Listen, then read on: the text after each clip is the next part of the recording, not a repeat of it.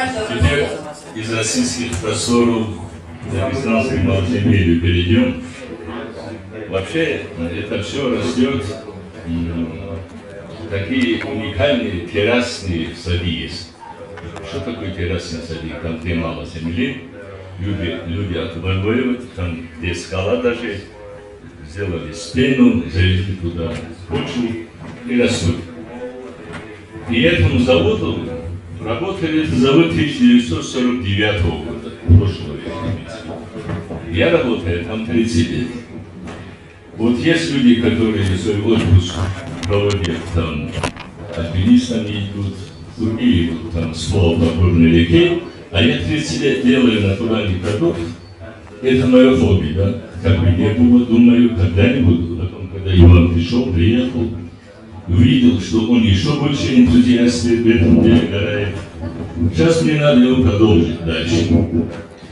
Вот эти соки, они все сделаны по технологии советских времен. Ничего нового там, что сейчас люди делают, там нет. Все советское. И подход людей такой, и сейчас то, что сейчас сказал насчет цвета и прочего, это сок с мякотью. Сок с мякотью предполагает мякоть. Понимаете? А вот сок, который сейчас мне я видел, продавался сок чистый, как слеза, яблочный, и мне хвалили его. А я знал, что на этом заводе даже нет пресса, чтобы убежать его. Там есть вода, там есть лимонная кислота для того, чтобы сделать кислость, там есть подсластители, там есть еще красители, но яблока там нет. И аромат даже может быть лучше, чем наш сок.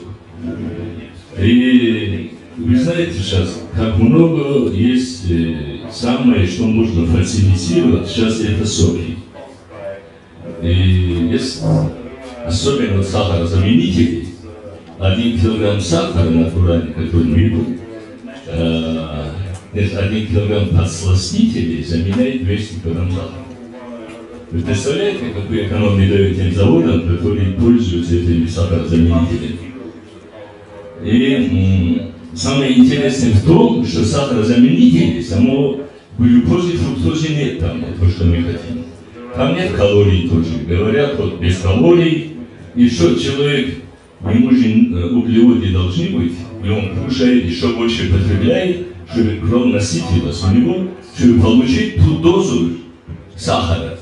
Потом переедает он. Казалось бы, там они призывают, калорий нет, а на самом деле он переедает. Я не говорю даже о вредности его. Вот сейчас еще здесь он сказал насчет темного цвета сухофруктов. Вы знаете, сухофрукты, вот, то, что сейчас мы вам там представили, это дикий абрикос. Не просто абрикос. А любой абрикос, высушенный, под солнцем, он всегда темный. Всегда темный.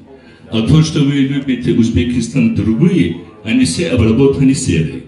Когда серный сангидреди обрабатывают, они всегда светлеют, такое у нее свойство вообще сухофруктов всех. Поэтому и они очень вредны. Что касается серы, это вообще вредная вещь для организма.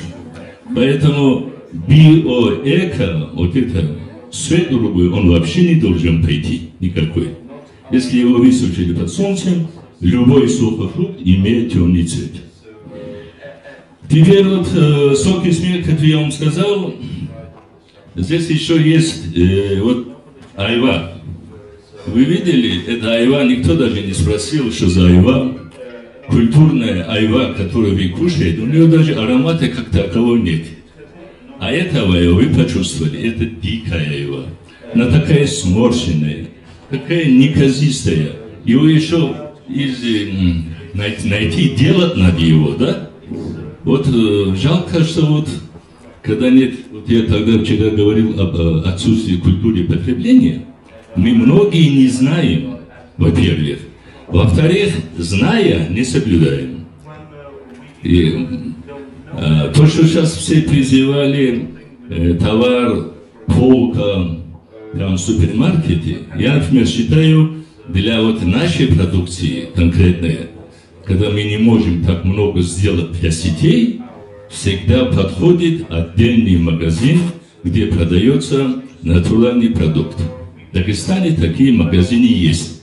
Там, кроме этого сока, та же самая мука, которую в горах мы помололи, особенно кукурузная, которая там, курдюк, если вы слышали, молоко, ну все, и в том числе соки, но там человек знает, что если он хочет купить натуральный продукт, он имеет тот магазин. Почему? Когда в супермаркет он приходит у нас, там десятки этих же самых соков. Он теряется, он даже не знает, что взять. А потом, все, что мы здесь говорили правильно, но я еще добавил бы, без надзорных органов, которые запрещают поступление того или иного продукта на рынок, который вредное или фальсифицированное, ничего не получится. Потому что я здесь кому-то пример приводил, я видел, продается варенье. Мне интересно стало, что за варенье. Взял, и там ГОСТ. Но это ГОСТ, не тот ГОСТ варенье, я знаю. Посмотрел, вы знаете, ремонт холодильников. Эти люди даже себя не удосуживают правильно что-то написать. Все, что попало, идет. Потом мы, которые вот 70 лет варимся, нас всегда проверяют и санэпидстанция, и все надзорные органы. А у нас там в республике есть более 30 мелких цехов домашних, их никто не проверяет. И как угодно он выносит свой товар на рынок. И Дагестан давал 500 миллиарда консервов в советское время. 500 миллиарда.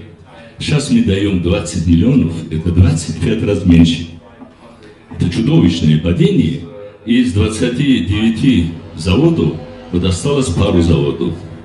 И вот теперь я как последний из магикан, если бы не Гарай, я тоже хотел сложить свои полномочия. Раз он говорит надо, давайте попробуем еще.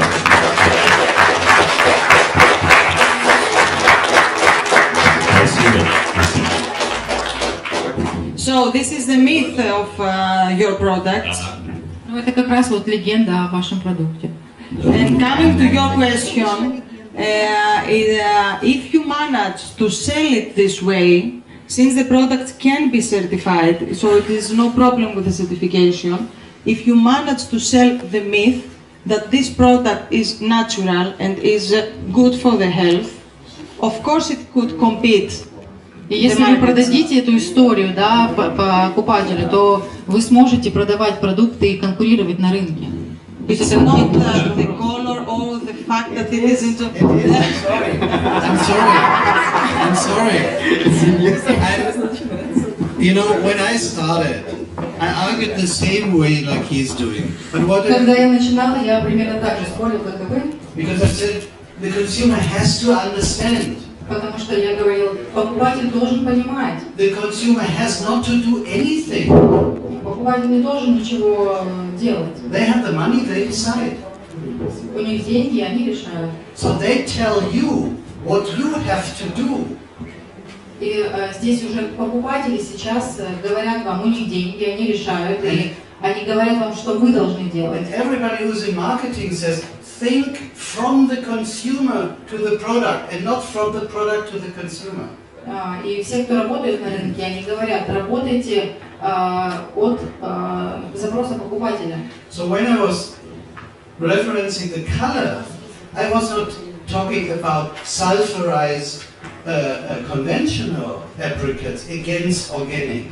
No, I was talking about the differences in the nicer yellow color of organic against a darker yellow color. And I was... И когда я говорила о разнице в цвете, я не имела в виду разницу цвета сока традиционного и органического. I was not talking about the clear apple juice made of sugar and the conventional one. No, I'm talking about apple juice that organic farmers are doing at home, and we don't have pulp in the apple juice. It's not a clarified juice.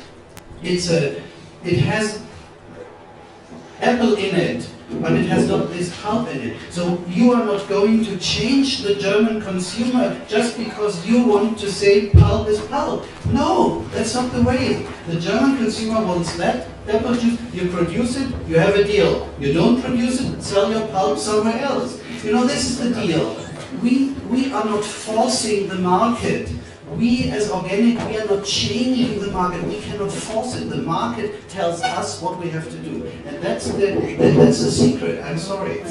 Рынок диктует нам, что делать. Вы не сможете поменять потребителя. Вы не сможете заставить немецкого потребителя покупать ваш сок. Он скажет с мякотью, потому что он не пьет такой сок. Я забыл сказать насчет цвета. Сок имеет тот цвет, который яблоко самое имеет. Белый яблоко, белый цвет. Красный яблоко, красноватый цвет. Поэтому тот цвет натуральный цвет, то, что мы видим. И что касается, мы были когда-то лет 15 тому назад в Ольденбурге, Германии, там у вас. И соки пробовали разные, германские были, польские. И вот губернатор, бургомистр Ольденбурга выпил наш сок и сказал: сок абрикос, зеркут. Вот эти слова зеркут, зеркут у меня там, на этикетке. Еще вот добавлю одну вещь. С 1997 года в России есть программа «100 лучших товаров России». Вот там 17 раз подряд мы выиграли. Каждый год мы выигрываем. И отправляем туда продукцию, конкурентов нет. Но что самое интересное, у нас есть такая пословица: любят меня, женятся на других. Да? Хороший сок, но продается другой сок.